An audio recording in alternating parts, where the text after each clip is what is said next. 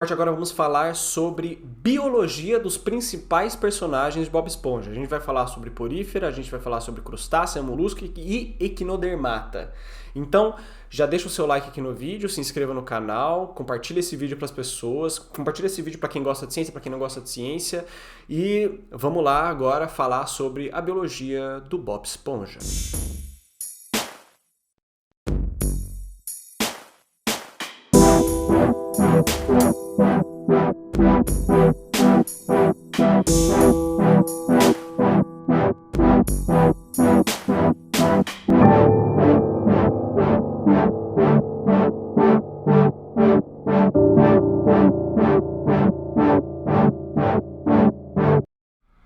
Bom, uma coisa importante...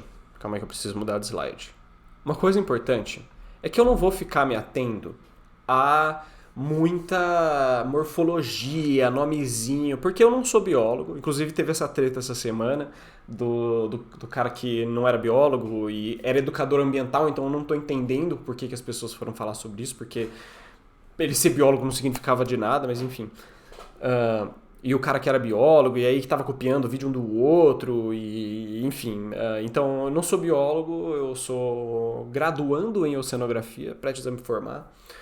E então eu não tenho essa grande especialização assim na morfologia interna, no funcionamento, a fisiologia dos bichos. Eu tenho mais uma cabeça, principalmente por causa da minha trajetória dentro da graduação, muito mais relacionada à diversidade desses animais e qual que é a importância deles no ambiente e tal. Então, a primeira bicho que a gente vai falar é do Bob Esponja. Vamos falar dos porífera. Porífera que são esponjas marinhas, tá? O porífera é um grupo super diverso e super antigo e super basal também. Se a gente for puxar lá na linhagem evolutiva dos animais, a gente vai ver que o porífera está lá no comecinho. Eles ainda possuem simetria radial, tá? E assim, o mais louco de tudo é que eles não têm estrutura de órgãos internos ainda, tá? Eles não são celomados, eles são assim super simples mesmo. Tudo acontece dentro das células, dentro do corpo desse animal. Ele então, novamente, ele ainda possui simetria radial, ele não vai possuir intestino, nada disso, e ele vai ser um animal filtrador, isso é importante, a gente vai falar sobre isso logo logo. E o que caracteriza as esponjas é esse... Bom, o que caracteriza não, né? Eles são... Porra, esponja é um bagulho muito específico, mas uma coisa que caracteriza eles é o esqueleto deles, que é formado por espículas. Então eles têm esse esqueleto interno. E essas espículas, tá? Ó, tem aqui um desenho dele, essa parte amarelinha aqui. Essa espícula dos porífera é muito importante, isso que vai definir a espécie, o gênero delas, tá? E as principais famílias de esponjas, que são essas três, elas justamente são definidas pelas características das suas espículas. Então, tá vendo? Isso é importante, tem que lembrar disso. Elas possuem, né? Você tem as esponjas calcárias, então elas possuem suas espículas formadas justamente de carbonato de cálcio. Você tem as desmospongia, que são silicosas com tá escrito errado aqui, gente, desculpa. Mas eles possuem a espícula com 4 raios, tá? E a gente tem a Hexactinellida, que são esponjas de vidro, né, que a gente chama. Elas não são literalmente de vidro, tá? É só o nome delas, esponjas de vidro. E eu gosto delas, elas são muito comuns no meio marinho, principalmente no mar profundo. E elas são lindas. Elas possuem espículas silicosas também, assim como as desmospongia, com 6 raios em vez de 4, tá? Agora, uma coisa importante sobre as esponjas é que elas possuem algo chamado amebócito, que é uma célula que ela basicamente muito parecida com o que a gente chama de células tronco. Não sei exatamente qual é a relação que a gente pode fazer, mas eu tenho certeza que elas têm uma propriedade em comum, que elas são totipotentes, ou seja, elas podem se transformar em qualquer outra célula que a esponja necessite. Então, fazendo isso, a esponja ela pode, primeiro, se regenerar, como naquela cena em que o Bob Esponja está muito nervoso, ele começa a roer as unhas, aí ele rói o braço inteiro dele, aí ele cria outro braço, rói o braço inteiro, e quando você vai ver ele está com um balde de braço, roendo o braço, assim. Então as esponjas elas conseguem se regenerar, não nessa velocidade, mas elas conseguem.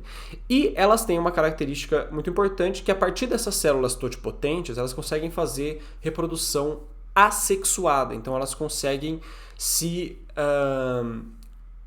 regenerar a partir dessas células, desses amebócitos, que vão gerando outras células de outros tipos que a esponja necessita.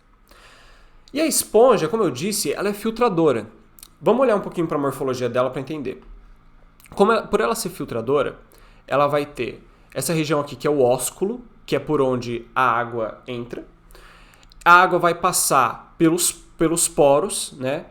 Por um fluxo criado por esses flagelos aqui, que são células modificadas. Esses flagelos eles vão criando fluxo dentro da esponja, que faz a água passar pelo ósculo e sair pelo poro da...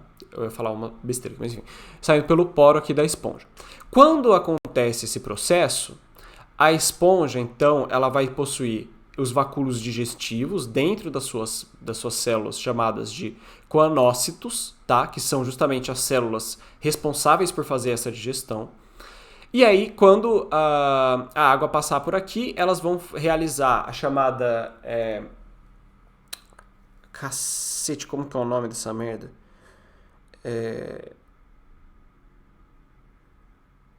Caralho, esqueci o nome. Quando a célula, tipo, você tem um vacúolo, ele vai, engloba a parada e digere ela. Enfim, é isso que ele faz.